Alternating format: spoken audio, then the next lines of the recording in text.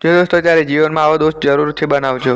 ત્યારે આવીને છોકરી દરવાજો ખોલે ત્યારે તમે કોણ છો? ત્યારે આદમી કહે છે મારે 2 લાખની જરૂર પડે છે મેડમ મને। ત્યારે કહે છે છોકરી તમને ભાન પડે છે 2 લાખની કિંમત કેટલી કહેવાય?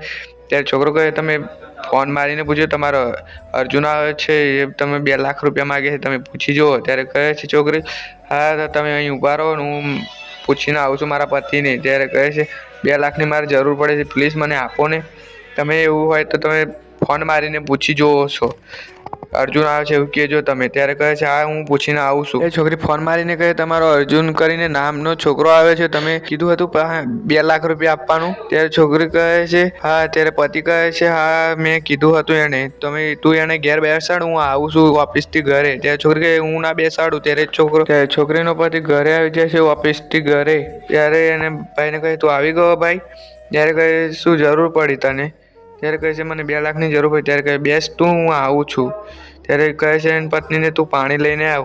ત્યારે ગુસ્સે થઈને જતી રહે છે। ત્યારે એના ભાઈને કહે છે એટલી બધી શું અર્જન્ટનું કામ પડી ગઈ? ત્યારે ભાઈ કહે છે મને અર્જન્ટથી કામ પડી ગયું એટલા માટે પૈસાની લેવાઈ ગયો છું। કહે છે મારી મમ્મી બીમાર થઈ ગઈ એટલા માટે અર્જન્ટથી કામ પડી ગયું એટલા માટે પૈસા લેવા। ત્યારે કહે છે સારું કહેવાય ચાલો હું તને આપું છું। ત્યારે છોકરી આવીને ત્યારે લો તમારી કોફી તો પીઓ તો હું આવું છું પૈસા લઈને। ત્યારે તિજોરીમાંથી ત્યારે આ ભાઈ પૈસા કાઢીને લઈને આવે ત્યારે એની પત્ની કહે છે તમે એને કેમ આપો છો તમે પૈસા એ ભિખારીને?